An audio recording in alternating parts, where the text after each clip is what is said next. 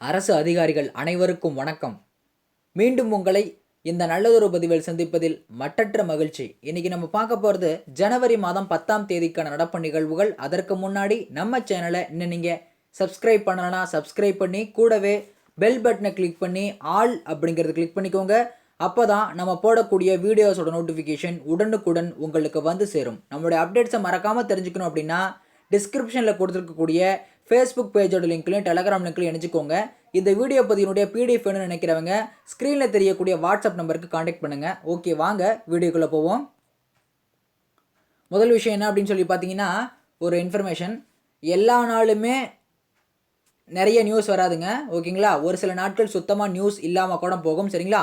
ஒரு சில விஷயங்கள் முக்கியமானதாக இருக்கலாம், ஒரு சில விஷயங்கள் முக்கியமல்லாதாக இருக்கலாம், ஓகேங்களா. அதாவது ரொம்ப ரொம்ப முக்கியமான விஷயத்த சொல்கிறேன், சரிங்களா. ஸோ அதனால் பார்த்தீங்க அப்படின்னா ஒரு சில நாட்களில் செய்திகள் குறைவாக வரும், ஒரு சில நாட்கள் செய்திகள் அதிகமாக வரும், ஓகேங்களா. அது நியூஸ் பேப்பர் நீங்கள் தொடர்ந்து நீங்கள் படிக்கிறீங்க அப்படின்னா உங்களுக்கு இந்த விஷயம் தெரியும், ஓகேங்களா. ஓகே, முதல் செய்தியாக சமீபத்தில் மத்திய அமைச்சர் டாக்டர் ஹர்ஷ்வர்தன் அவர்களால் நாட்டுக்கு அர்ப்பணிக்கப்பட்ட கடல் ஆராய்ச்சி கப்பல், அதாவது டாக்டர் ஹர்ஷ்வர்தன் அவர்கள் பார்த்தீங்கன்னா சென்னைக்கு வந்திருந்தாருங்க.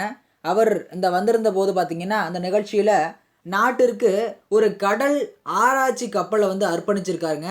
அப்படி அர்ப்பணிக்கப்பட்ட கப்பலினுடைய பெயர் என்ன அப்படின்னு சொல்லி கேட்டிங்கன்னா சாகர் அன்வேஷிகா. சாகர் அப்படின்னாவே கடல் அப்படின்னு தாங்க அர்த்தம், சரிங்களா. சாகர் அன்வேஷிகா அப்படின்னு சொல்லக்கூடியதுங்க. இந்த சாகர் அன்வேஷிகா அப்படின்னு சொல்லக்கூடிய கப்பலானது பிரதமரின் சுயசார்பு இந்தியா அப்படின்னு சொல்லக்கூடிய, அதாவது பிரதமரின் ஆத்ம நிர்பர் அப்படின்னு சொல்லக்கூடிய திட்டத்தின் கீழே கட்டமைக்கப்பட்டது அப்படிங்கிற மாதிரி சொல்லியிருக்காங்க, சரிங்களாங்க.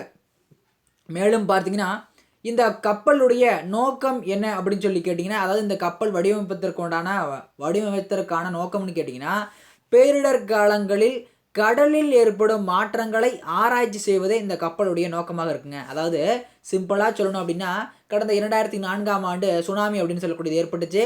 அப்போ முன்கூட்டி நம்மளால் கணிக்க முடியாது அப்படிங்கிறதுனால இவ்வாறு கப்பல்கள் நம்ம ஆராய்ச்சி பண்ணுறதுக்காக கடல் அனுப்பப்படும் போது முன்கூட்டியே நமக்கு இந்த பேரிடர் சம்பந்தமான பிரச்சனைகள் ஏதாவது இருந்தால் முன்கூட்டியே தெரிந்து கொள்வதற்காகத்தான் இந்த சாகர் அன்வேஷிகா அப்படின்னு சொல்லக்கூடிய கப்பலை அர்ப்பணிக்கப்பட்டிருக்கிறதாக டாக்டர் ஹர்ஷ்வர்தன் அவர்களால் சொல்லப்பட்டிருக்குங்க. அடுத்த செய்தியாக இந்தியாவில் கரோனா நோய் தொற்றுக்கான தடுப்பூசி செலுத்த உள்ள நாள், அதாவது கரோனா வைரஸ் அப்படின்னு சொல்லக்கூடிய COVID-19 சொல்லக்கூடியது, அந்த கரோனா தொற்று அப்படின்னு சொல்லக்கூடியது பார்த்தீங்கன்னா உலக அளவில் பரவி கொண்டு இருக்கக்கூடிய ஒரு விஷயமா இருக்குது. இப்பொழுதும் பார்த்தீங்கன்னா அதனுடைய அலை ஓய்வகமாக தான் இருக்குங்க, இல்லைங்களா. அப்போ இதற்கு உண்டான தடுப்பூசியானது இந்தியாவில் கிட்டத்தட்ட 3 கோடி பேருக்கு முதல் கட்டமாக செலுத்த உள்ளதாக சொல்லியிருக்காங்க.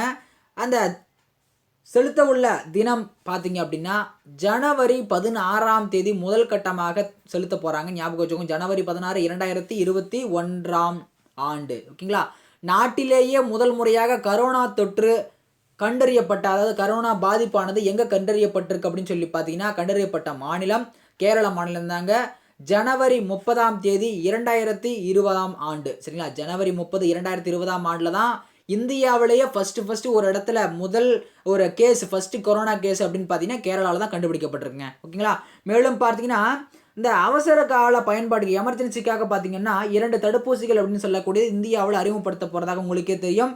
அதில் ஒன்று கோவேக்சின் அப்படின்னு சொல்லக்கூடியது, இது உள்நாட்டிலே தயாரிக்கப்பட்டது. இரண்டாவதாக கோவிஷீல்டு அப்படின்னு சொல்லக்கூடியது, இது பார்த்தீங்க அப்படின்னா வெளிநாட்டால் தயாரிக்கப்பட்டதுங்க, சரிங்களா.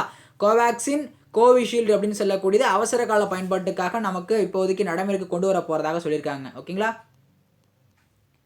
அடுத்த செய்தியாக ஏர் இந்தியாவின் இடைநிறுத்தம் இல்லாத விமானத்தை முழுக்க பெண் விமானிகள் இயக்கி சாதனை, ஓகேங்களா. என்ன அப்படிங்கிறத பார்க்கலாம். அதாவது சான் பிரான்சிஸ்கோவிலிருந்து பெங்களூர் வரைக்கும் பார்த்தீங்கன்னா சான் பிரான்சிஸ்கோ டு பெங்களூர் இடையேயான வான்வெளி தூரம் எவ்வளோ அப்படின்னு சொல்லி வானத்தில் அதாவது கிட்டத்தட்ட வடதுருவ பகுதி அப்படின்னு ஞாபகம் வச்சுக்கோங்க, சரிங்களா.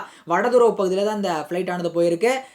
அதாவது 14,000 கிலோமீட்டர் அளவுக்கு, அதாவது உலகத்திலேயே மிக நீளமான ஒரு ஓடுபாதை அப்படின்னு சொல்லக்கூடிய ஓடுபாதை அப்படின்னு சொல்லக்கூடிய வான்வெளி தூரமானது அவ்வளோ தூரம் இருக்காங்க. சான் பிரான்சிஸ்கோலேருந்து பெங்களூர் வரைக்கும். சான் பிரான்சிஸ்கோலேருந்து புறப்பட்டது பார்த்தீங்க அப்படின்னா திங்கட்கிழமை விடிகால 3:45 மணிக்கு ரீச் ஆகும் அப்படிங்கிறவன நமக்கு தகவல்கள் வெளியாக இருக்குங்க, ஓகேங்களா. அதாவது இந்த வடதுருவ பகுதியில், அதாவது உலகத்திலேயே மிக நீளமான வான்வெளி தூரமாக இருக்கக்கூடிய வான்வெளி ஓடுபாதையாக இருக்கக்கூடிய அந்த சான் பிரான்சிஸ்கோ டு பெங்களூர் இடையான வழித்தடத்தை பொறுத்த வரைக்கும் இது நாள் வரைக்குமே ஓகேங்களா இந்த வழித்தடத்தில் ஆண்கள் மட்டும்தான் இயக்கியிருக்காங்க. அதாவது மென் பைலட் மட்டும்தான் என்ன பண்ணியிருக்காங்க இந்த விமானத்தை இயக்கியிருக்காங்க.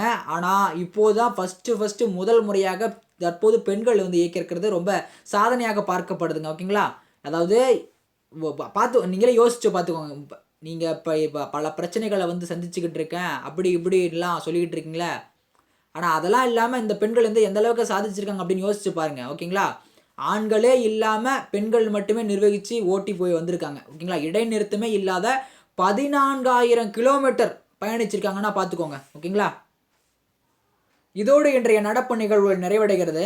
இன்றைய கேள்வியாக வெளிநாடு வாழ் இந்தியர்களுக்காக இரட்டை குடியுரிமை வழங்க பரிந்துரை செய்த குழுவின் பெயர் மற்றும் ஆண்டு. இந்திய குடியுரிமை சட்டம் இதுவரை எத்தனை முறை திருத்தப்பட்டுள்ளது? கேள்விகளை பதிவு பண்ணி அதற்கான விடைகளை பதிவு பண்ணுங்க. இந்த வீடியோ பதிவு உங்களுக்கு பிடிச்சிருந்தா லைக் பண்ணுங்க, பிடிக்கலன்னா டிஸ்லைக் பண்ணுங்க.